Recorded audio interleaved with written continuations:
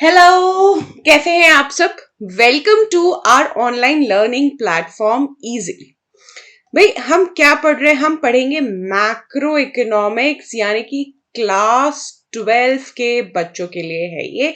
चाहे आप सीबीएसई में हो, स्टेट बोर्ड में हो, ठीक है। अब ना धीरे धीरे सारा सिलेबस एक जैसा बिल्कुल हो गया है, तो आप आईएससी में हो, स्टेट बोर्ड में हो, उससे फर्क नहीं पड़ता, कॉन्सेप्ट बिल्कुल वही होते हैं। तो भाई अगर आपको अच्छे से हमारे नेशनल इनकम के कॉन्सेप्ट समझने हैं तो आपको इजीली पर आना ही होगा, ठीक है। तो चलिए आज हम क्या पढ़ने वाले हैं। तो भाई हमारी नेशनल इनकम की क्लासेस चल रही हैं, तो आज हम एक बहुत इंपॉर्टेंट चीज पढ़ रहे हैं जिसपे हम ये देखेंगे कि कौन से इनकम को हम नेशनल इनकम में इंक्लूड करते हैं और किसको नहीं इंक्लूड करते हैं, ठीक है। कौन सा हमारे आइटम्स हैं जो एनआई में इंक्लूड होते हैं और नहीं होते हैं। भाई कई बार 3 मार्कर्स और 4 मार्क के क्वेश्चन आते हैं, ठीक है। आपको 3 पॉइंट्स या 4 पॉइंट्स दे देते हैं और विथ रीजन पूछते हैं कि बताओ ये डोमेस्टिक इनकम में है, आएगा कि नहीं, नेशनल इनकम में आएगा कि नहीं, ठीक है। तो ये वाले क्वेश्चन मोस्ट मोस्ट एक्सपेक्टेड होते हैं।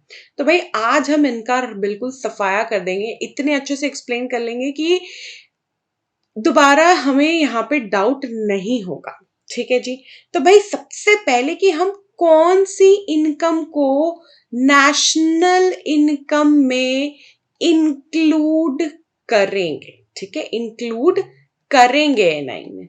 तो वो अगर मैं आपको बताऊं तो भाई दो चीजें आप अपने ना गांठ मार के रख दो। एक, जब भी कोई गुड्स एंड सर्विसेज, ठीक है, goods and services current year में बने तो उसका जो वैल्यू है वो एनआई में, नेशनल इनकम में आता है, ठीक है। और क्या समझ लो भाई, कोई भी फैक्टर इनकम हो, क्या हो, फैक्टर इनकम हो। तो मैं ना फैक्टर इनकम समझाने के लिए हमेशा ये कहती हूँ कि आपके मेहनत की कमाई, आपके खून पसीने की कमाई, मैं क्या बोलती हूँ उसको, आपके खून पसीने की कमाई अगर है तो वो नेशनल इनकम में आएगी, ठीक है।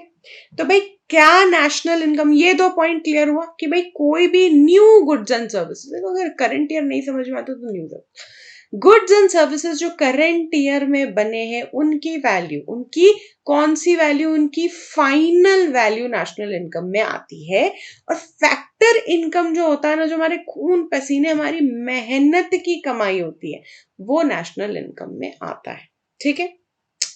सेकेंड चीज, क्या नेशनल इनकम में नहीं आता है, ठीक है, क्या एनआई में नॉट इंक्लूडेड होगा। नॉट इंक्लूडेड क्या होगा भाई, किसी भी तरह का ट्रांसफर इनकम या ट्रांसफर पेमेंट, ट्रांसफर इनकम बोल लो, ठीक है, या फिर ट्रांसफर पेमेंट बोल लो, ठीक है, ट्रांसफर पेमेंट बोल लो, ये एनआई में नहीं आता है, ये एनआई में नहीं आता है। जैसे कि आपका ओल्ड एज पेंशन हो गई, ठीक है, ये ट्रांसफर है। आपका स्कॉलरशिप हो गया, ठीक है, कोई गिफ्ट हो गया, कोई ग्रांट हो गया, ये सब नेशनल इनकम में नहीं आता है, ठीक है, क्योंकि ये मेर एक ट्रांसफर है, ट्रांसफर पेमेंट है, ठीक है। तो जो भी हमारे non factor income, non factor income या एक्सपेंसेस होते हैं वो एनआई में नहीं आते, ठीक है। तो ये चीज अगर हम, ये हमारा बेसिक क्राइटेरिया है चूज करने का कि एनआई में लेना है या नहीं लेना है, ठीक है। तो अगर कोई करंट ईयर का नहीं, पास्ट ईयर का गुड्स एंड सर्विसेज बना हुआ है तो हम उसको नहीं लेंगे, ठीक है, हमको सिर्फ करंट ईयर से मतलब होता है। तो भाई देखा आपने, सिंपल दो ट्रिक हमने बताई। अब चलते हैं हम अपनी क्वेश्चंस की तरफ। भाई डिस्कस करें ना कि कौन कौन सी चीज, अब एग्जाम में कैसा आता है, भाई ये लिखा है, ठीक है। अब हमको रीजन के साथ बताना पड़ेगा कि एनआई में लेना है कि नहीं लेना है। भाई ब्रोकर्स कमीशन है, ठीक है, on sale and purchase of second hand goods. तो भाई value of second hand goods तो नहीं आता है, लेकिन ब्रोकर्स कमीशन या ब्रोकरेज जो है वो इंक्लूड होता है, वो इंक्लूडेड है। क्यों इंक्लूडेड है? क्योंकि भाई उसने तो अपनी मेहनत करी है ना, उसने तो अपना खून पसीना बहाया है, उसने अपनी मेहनत करी है, तो ये तो उसका इनकम में आएगा। ठीक है, क्यों? क्योंकि ये हमारा न्यू सर्विस है। ये क्या है? न्यू सर्विस है। न्यू सर्विस है, उसके लिए तो ये कमाई हुई इनकम है ना? तो ये हमारे नेशनल इनकम में आता है। ठीक है, तो ये क्या है? प्रोडक्टिव सर्विस है। कौन सी सर्विस है? प्रोडक्टिव सर्विस है। ये ट्रांसफर नहीं, मेयर ऐसा नहीं है कि इसमें इसकी मेहनत नहीं लगी।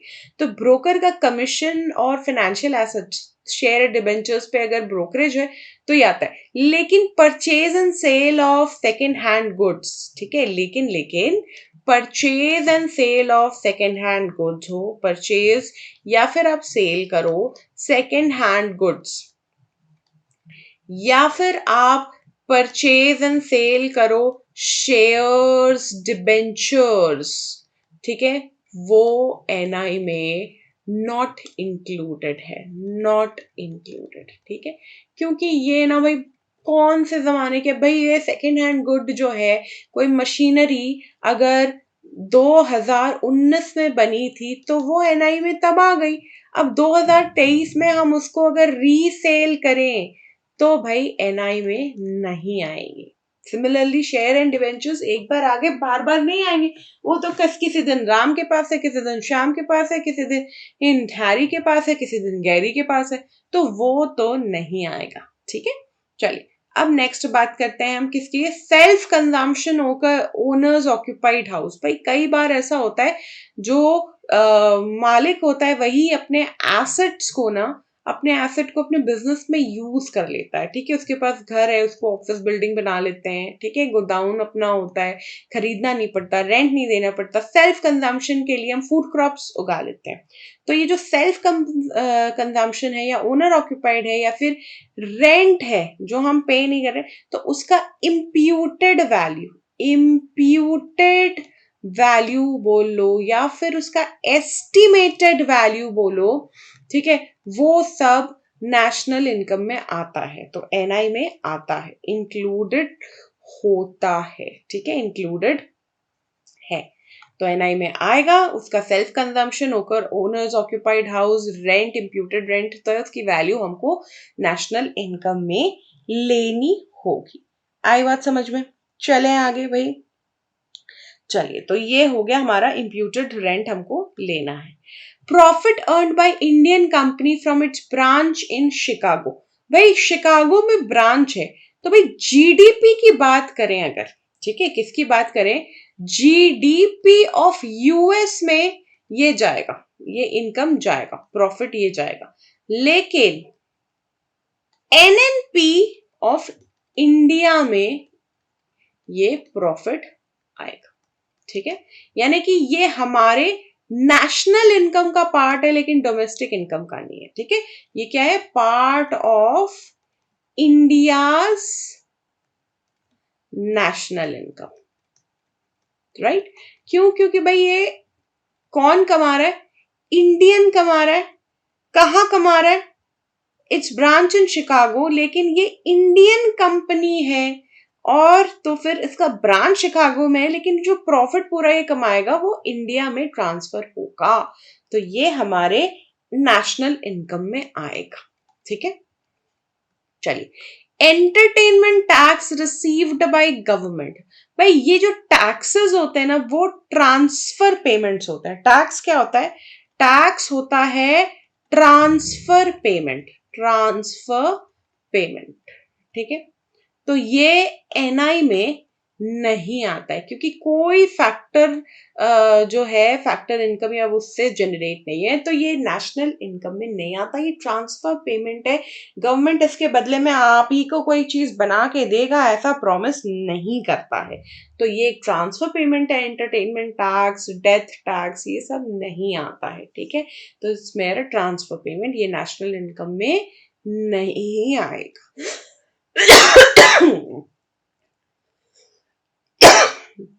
Salary received by Indian working in Russian embassy। भाई जीडीपी की बात करें तो रशिया की जीडीपी में चला जाएगा, लेकिन नेशनल इनकम की बात करें तो वो इंडिया की नेशनल इनकम में आएगा, राइट। तो ये जो इंडियन है, इंडिया में ही काम करता है, रशियन एम्बेसी में काम करता है, तो रशिया जीडीपी में तो ले जाएगा, लेकिन एनआई में तो ये इंडिया के ही आएगा, ठीक है। Factor income to abroad from abroad की बात है ना, तो भाई ये तो अब्रॉड से आ रहा है, रशिया से इंडिया आ रहा है, तो ये क्या है, फैक्टर इनकम फ्रॉम अब्रॉड है, तो ये नेशनल इनकम में आएगा, it will be included, it will be included, ठीक है। और आगे देखते हैं, capital gain on sale of old car. भाई कैपिटल गेन, भाई जब कैपिटल आपने गेन किया है सेल ऑफ ओल्ड कार पे, कार कब की है, कार अगर 2018 की है, तब वो हमारे जीडीपी में, हमारे नेशनल इनकम में आ गई।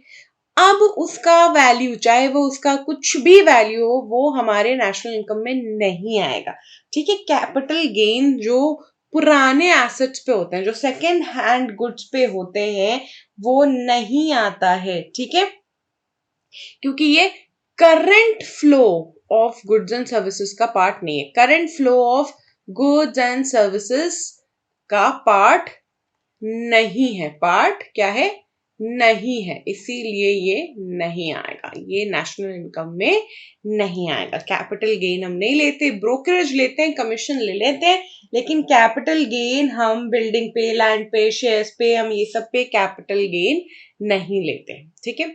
एक्सपेंडिचर ऑन एडवर्टीजमेंट, ये एक ना मेयर हमारा क्या है, ये हमारा इंटरमीडिएट कंजम्पशन है, ये क्या है, ये हमारा इंटरमीडिएट कंजम्पशन है, जो कि एनआई का पार्ट नहीं बनेगा, जो कि एनआई का पार्ट नहीं बनेगा ऑलरेडी। क्यों, क्योंकि ये फाइनल कंजम्पशन, फाइनल एक्सपेंडिचर में तो ये आ ही जाएगा, नहीं तो क्या होगा, अगर हमने इसको ले लिया तो ये it will lead to double counting error, double counting error, इसीलिए हम इसको नहीं लेंगे, हम अवॉइड करते हैं, हम नहीं लेंगे इसको नेशनल इनकम।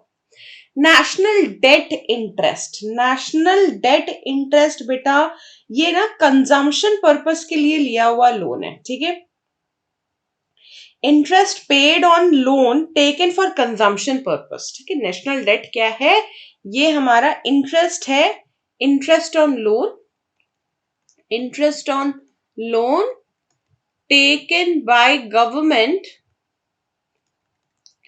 ठीक है, interest on loan taken by government for consumption purpose, तो कोई प्रोडक्टिव यूज तो है नहीं इसका, ठीक है, तो ये भी हमारे नेशनल इनकम में नहीं आएगा, not included in national income, ठीक है। नेशनल डेट इंटरेस्ट क्या होगा, नॉट इंक्लूडेड इन एनआई। और क्या पूछा है, वेल्थ टैक्स। भाई वेल्थ टैक्स अगेन हमने बोला कि जो टैक्स होते हैं वो हमारे क्या होते हैं, ट्रांसफर्स होते हैं, ट्रांसफर पेमेंट, ठीक है। तो वेल्थ टैक्स हो या फिर हमारा जैसे कि अभी आया था वेल्थ टैक्स बोलो, या फिर इसको हम डेथ टैक्स बोले, ये हमारे नेशनल इनकम का पार्ट जो है वो नहीं बनते हैं। इन एंटरटेनमेंट टैक्स है, ये भी हमारे एनआई का पार्ट नहीं बनता है, नॉट इंक्लूडेड होता है ये। क्यों नॉट इंक्लूडेड होता है, क्योंकि ये एक ट्रांसफर पेमेंट है, ठीक है, इट्स अ ट्रांसफर पेमेंट, इसीलिए हम इसको एनआई में इंक्लूड नहीं करते। आगे बढ़े, भाई insurance premium paid by employees, भाई एम्प्लॉइज अपनी मेहनत की कमाई से इंश्योरेंस प्रीमियम दे रहा है, तो भाई इंश्योरेंस प्रीमियम दे रहा है तो भाई उसको तो देना पड़ेगा, दे रहा है, उसकी फैक्टर इनकम का पार्ट है ये, जो प्रीमियम वो भर रहा है उससे उसको फ्यूचर में गेन मिलेगा, लेकिन पेड बाय एम्प्लॉइज, भाई ये इसको नेशनल इनकम में लेना है, क्यों, क्योंकि ये उसका प्राइवेट फाइनल कंजम्पशन एक्सपेंडिचर है, ये क्या है, उसका प्राइवेट फाइनल कंजम्पशन एक्सपेंडिचर है, ठीक है, यानी कि ये उसके सी का पार्ट हो गया, तो भाई प्राइवेट सी का पार्ट है, तो भाई प्राइवेट फाइनल कंजम्पशन एक्सपेंडिचर तो हमारे नेशनल इनकम में आता है, तो ये एनआई में आएगा। Subsidise lunch provided by company to its employ, subsidise lunch, ठीक है, ये भी एनआई का पार्ट है, ठीक है। क्यों इसको हम, भाई सीधी सी बात है, ये wages and salaries and cash and kind हम दोनों लेते हैं। सीओई में हम वेजेस एंड सैलरीज जो है कैश और काइंड, कैश और काइंड दोनों में लेते हैं। तो ये किसका, ये काइंड का है, तो भाई ये भी हमारे नेशनल इनकम में आता है। Interest on loan paid by commercial bank, ठीक है, तो भाई देखो, interest on loan paid by commercial bank है, कमर्शियल बैंक ने लोन लिया है, ठीक है, तो ये वाला भी इंक्लूड होगा। अदरवाइज अगर इंटरेस्ट जो है वो गवर्नमेंट का होता तो नहीं लेते, प्राइवेट इंडिविजुअल्स का होता कंजम्पशन पर्पस के लिए तो नहीं लेते। यानी कि अगर लोन जो है ना, अच्छे से बता देती हूँ, लोन जो है वो डेवलपमेंट के लिए है, डेवलपमेंट के लिए है, प्रोडक्शन के लिए है, ठीक है, तो उसका इंटरेस्ट जो है वो एनआई में आएगा, ठीक है। लेकिन अगर लोन, ठीक है, कोई अनप्रोडक्टिव नेचर का है, किसके लिए, अनप्रोडक्टिव नेचर का लोन है, कंजम्पशन पर्पस का लोन है, तो जो उसका इंटरेस्ट है जी, उसका इंटरेस्ट फिर एनआई में नहीं आएगा। तो ये जो इंटरेस्ट ऑन लोन है पेड बाय कमर्शियल बैंक, ये क्या है, प्रोडक्टिव पर्पस के लिए है, इसीलिए एनआई में आएगा। ये क्या है, ये प्रोडक्टिव पर्पस के लिए है, तो ये हमारे नेशनल इनकम में आएगा। अंडरस्टूड हुई बात? चलिए, तो एनआई में आएगा। इंटरेस्ट पेड ऑन डिबेंचर्स, भाई डिबेंचर्स क्या होते हैं, डिबेंचर्स जो है वो एक तरह का लोन है, ठीक है, डिबेंचर्स क्या है, एक तरह का लोन है। तो interest paid on debentures, loan लिया है आपने प्रोडक्टिव पर्पस के लिए, ठीक है, प्रोडक्टिव पर्पस के लिए, ठीक है, तो इसका इंटरेस्ट भी एनआई में आएगा, ठीक है। तो इंटरेस्ट पेड ऑन डिबेंचर्स हम नेशनल इनकम में लेंगे। Destruction of a building due to natural calamity, भाई भगवान की कोई मर्जी हुई, अर्थक्वेक हुआ, अब अर्थक्वेक के कारण, अर्थक्वेक के कारण लॉस ऑफ प्रॉपर्टी होती है, लॉस ऑफ प्रॉपर्टी होती है। तो ये क्या है भाई, ये एक नेचुरल कैलमिटी है जिसका कोई लेना देना नहीं है, ये जो है एनआई में इंक्लूड नहीं होता। तो कोई रिलीफ के लिए जब कैश या मेडिकल फैसिलिटी दी जाती है ना, जैसे कभी हम रिलीफ के लिए, जब भी कोई रिलीफ के लिए हम कैश दें, हम फूड देते हैं, कोई मेडिकल हेल्प देते हैं, वो सब भी नेशनल इनकम का पार्ट नहीं बनता है, ठीक है। तो ये बात हो गई destruction of building due to natural calamities, वो भी नेशनल इनकम में नहीं आती। तो इस तरीके से ना रीजंस लिखने पड़ते हैं for getting that hard earn 1 mark. तो अब आपको समझ में आया कि कैसे हम नेशनल इनकम में कौन सी चीज लेनी है, कौन सी छोड़ देनी है, ये तय करते हैं, ठीक है।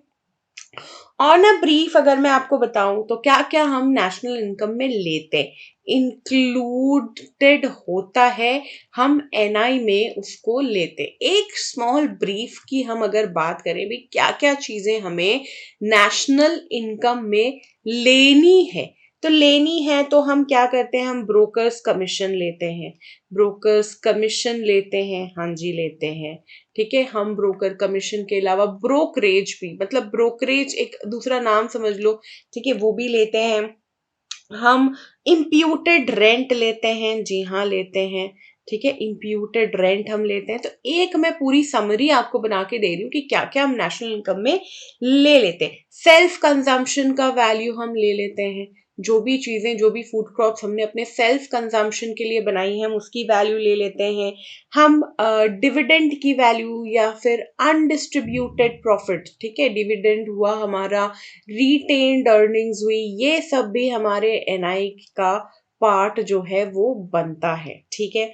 और क्या क्या नेशनल इनकम में आता है, प्राइवेट ड्यूरेबल गुड्स के ऊपर अगर कोई हमारा खर्चा है, एक्सपेंडिचर ऑन प्राइवेट कंजम्पशंस जो हम करते हैं, कोई अपने सामान लिया है, फोन लिया है, फर्नीचर लिया है अपने घर के लिए, ये सारी चीजें आ जाती है, ठीक है। अगर गवर्नमेंट ने कोई फ्री सर्विस दे रखी है, ठीक है, एजुकेशन की, स्ट्रीट लाइटिंग, वाटर, ठीक है, ये गवर्नमेंट का फाइनल एक्सपेंडिचर है, expenditure by government, expenditure by government भी हमको स्ट्रीट लाइट दे रही है तो एक्सपेंडिचर बाय गवर्नमेंट, जैसे कि वो गवर्नमेंट स्कूल्स बना के हमको दे रहे हैं, गवर्नमेंट हॉस्पिटल दे रहे हैं, तो उनको जो बनाने का खर्चा आता है वो हमारे नेशनल इनकम का पार्ट बनता है। ये क्या है? ये तो भाई सी प्लस आई प्लस जी प्लस एक्स माइनस एम करते हैं ना हम, तो ये क्या है? ये हो गया हमारा सी, और ये क्या है? ये है हमारा जी। वैसे ही हम इन्वेस्टमेंट्स की बात करें, ठीक है, कैपिटल फॉर्मेशन, वो भी हमारा नेशनल इनकम का पार्ट बनेगा ना। तो इन्वेस्टमेंट्स जो होती है, कैपिटल फॉर्मेशन जो होता है, ठीक है, कैपिटल फॉर्मेशन बोलो या फिर इन्वेस्टमेंट्स बोलिए, वो भी हमारे नेशनल इनकम का पार्ट बनती है इन फॉर्म ऑफ आई, ठीक है, in form of I. Net exports भी आएगा ही आएगा, ठीक है। तो जैसे कि नेशनल इनकम के फॉर्मूले में हम चीजें सीख कर आए ना, तो वही सारा हमको याद रखना पड़ेगा। जैसे कि हमको बोनस मिलता है, हमको कोई फ्री यूनिफॉर्म मिलती है, सब्सिडाइज्ड लंच मिलता है, पीएफ मिलता है, ये सब हमारे नेशनल इनकम में आता है, ठीक है। कोई हमको पीएफ मिल रहा है, कोई सब्सिडाइज्ड सब्सिडाइज्ड हमको मील मिलती है, ये सब हमारे नेशनल इनकम का पार्ट बनता है, ठीक है। तो ये तो हुई बात कि हम क्या क्या नेशनल इनकम में ले सकते हैं, ठीक है। इंटरेस्ट रिसीव्ड, जो हम डिविडेंड रिसीव करते हैं, डिबेंचर्स पे इंटरेस्ट रिसीव करते हैं, पे करते हैं, वो भी हम नेशनल इनकम में लेते हैं, ठीक है। चलिए, क्या नहीं लेंगे? कोई भी तरह का ट्रांसफर इनकम नहीं लेंगे। क्या चीज नहीं आती है नेशनल इनकम में? ठीक है, क्या चीज नहीं आती नेशनल इनकम में, ये इसका भी हम एक जल्दी जल्दी से हम ब्रीफ देख लेते हैं, एक समरी देख लेते हैं। तो भाई ट्रांसफर इनकम नहीं आती है। कोई भी तरह का ट्रांसफर इनकम हो या ट्रांसफर पेमेंट हो, वो एनआई में नहीं आएगा, ठीक है। कोई प्राइज, कोई गिफ्ट, कोई बर्थडे, मैरिज में जो हम पैसे वैसे दे के आ जाते हैं, पॉकेट मनी, रेमिटेंस, ये सब नेशनल इनकम में नहीं आता है, ठीक है।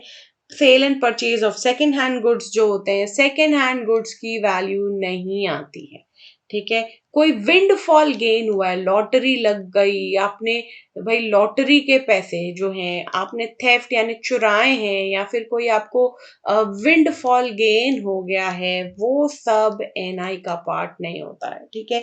आपका कोई इलीगल इनकम हो, ठीक है, वो भी जो है हमारे जैसे स्मगलिंग या ब्लैक मार्केटिंग, आपकी इलीगल इनकम भी नेशनल इनकम का पार्ट नहीं बनती है, ओके। कभी आपने किसी को फाइनेंशियल हेल्प किया है, रिटायरमेंट पे पेंशन मिला है, वो भी क्या है, मेयर ट्रांसफर है, तो वो नेशनल इनकम पे नहीं आएगा, ठीक है। आपने कोई रिपेयर कॉस्ट दिया है, repair cost of fixed asset, ठीक है, मशीन मशीन अगर आपने सुधरवा ली तो वो भी हमारे एनआई का पार्ट नहीं बनती है। तो इस तरीके से हमने एक समरी बना ली। तो भाई आपको अगर कोई भी डाउट हो तो आप हमसे मुलाकात कैसे करेंगे, ये भी तो जान लो। तो आपको क्या करना है, आपको जाना है प्ले स्टोर पे। भाई प्ले स्टोर पे जाइए, इजीली ऐप को डाउनलोड कर लीजिए। क्या कर लीजिए? ऐसा साइन होता है ना डाउनलोड का, डाउनलोड कर लीजिए, ठीक है। डाउनलोड करेंगे, यहाँ पे आपको अपना फोन नंबर डालना है, क्रिएट न्यू अकाउंट, हमेशा कहाँ क्लिक करेंगे जी? क्रिएट न्यू अकाउंट पे क्लिक कीजिए। फिर यहाँ पे नाम, ईमेल आईडी, जेंडर डालिए, मोबाइल नंबर डालिए, ओटीपी अपना आपके फोन पे रिसीव होगा। भाई लोकेशन को ऑन रखना है, नहीं तो यहाँ पे अपना लोकेशन आप टाइप भी कर सकते हैं। टाइप कर दीजिए कहाँ से हैं, दिल्ली, मुंबई, कलकत्ता, छोटे विलेज एरिया, जहाँ से भी आप हैं वहाँ टाइप कर दीजिए, फिर वेरीफाई कीजिए and you will come to this page, ठीक है। हमारे पास आपको ऑफर करने के लिए सारी चीजें हैं भाई, जिनको हमने 3 कोर्स में बांट के रख दिया है आपके लिए। आप हमारे साथ आईआईटी जेई की तैयारी कर सकते हैं, आप हमारे साथ नीट की तैयारी कर सकते हैं, बैंकिंग एग्जाम्स की तैयारी कर सकते हैं, एसएससी एग्जाम की तैयारी कर सकते हैं। क्लास 11-12 में आप हमारे साथ साइंस और कॉमर्स पढ़ सकते हैं, ठीक है। और सीयूईटी की तैयारी आप पैरेलली कर सकते हैं। तो सीबीएसई के लिए क्लास 11-12 आप यहाँ पे हमारे साथ पढ़ सकते हैं। उदय बैच में हम माइक्रो इकोनॉमिक्स और क्या पढ़ते हैं, जब आप इकोनॉमिक्स पढ़ते हैं तो स्टैट्स पढ़ेंगे, ठीक है। तो आपके अगर क्लास 12 में माइक्रो है तो आप उदय बैच और शिखर बैच दोनों ले लो, ठीक है। शिखर बैच में हम क्या पढ़ाते हैं, मैक्रो और इंडियन इकोनॉमी पढ़ाते हैं। तो कॉमर्स में आपको सीबीएसई के साथ स्टेट बोर्ड ये सारी चीजें मिल जाएगी। एंड डू नॉट फॉरगेट कि आपको डेली प्रैक्टिस पेपर भी करना है। क्लास 12 में है तो 12 में टिक कर दीजिए, 11 में तो 11 का। और आप हमारे साथ कौन कौन से सब्जेक्ट्स पढ़ सकते हैं, अकाउंट्स पढ़ सकते हैं, बीएसटी पढ़ सकते हैं, इको पढ़ सकते हैं और मैथ्स पढ़ सकते हैं, ठीक है। फिर आपको ये जो एक हेफ्टी सा अमाउंट दिख रहा है ये नहीं देना है, आपको ये कूपन यूज करना है फ्री इजिली। कौन सा कूपन यूज करेंगे आप, फ्री इजिली नाम का ये कूपन आपको यूज करना है। फ्री इजिली नाम का कूपन यूज करके आप यहाँ पे ये कोर्स बिल्कुल फ्री ऑफ कॉस्ट आपको मिल जाएगा। ऐड टू कार्ट करिए, ये कूपन कोड लगाइए and then you'll get this course बिल्कुल फ्री ऑफ कॉस्ट, ठीक है भाई। आप हमसे अपने डाउट्स जो हैं आप हमारे ऐप पर आराम से पूछ सकते हैं। आपको कोई भी डाउट हो तो आपको क्या करना है, इजीली ऐप पे हमारा डाउट सेक्शन है, वहां आप अपने डाउट पूछ सकते हैं। आप टेलीग्राम चैनल हमारा ज्वाइन कर सकते हैं, वहां पे भी डिस्कशंस बच्चे करते हैं, हम टीचर्स उनके डाउट क्लियर करते हैं। आप हमारा यूट्यूब चैनल ज्वाइन कर सकते हैं विच इज, नाम क्या है भाई, कॉमर्स इजीली, कॉमर्स इजीली या फिर साइंस इजीली, ठीक है। ये दो हमारे चैनल्स हैं। आप साइंस के बच्चे हैं तो साइंस इजीली ज्वाइन कीजिए, कॉमर्स के हैं तो कॉमर्स इजीली। और अगर आप एसएससी बैंकिंग की तैयारी कर रहे हैं तो आपको एसएससी बैंकिंग इजीली ज्वाइन करना है। दिस इज इट, ठीक है। थैंक यू सो मच, फिर मिलेंगे हम अपने अगले लेक्चर में। Till then learn with a smile.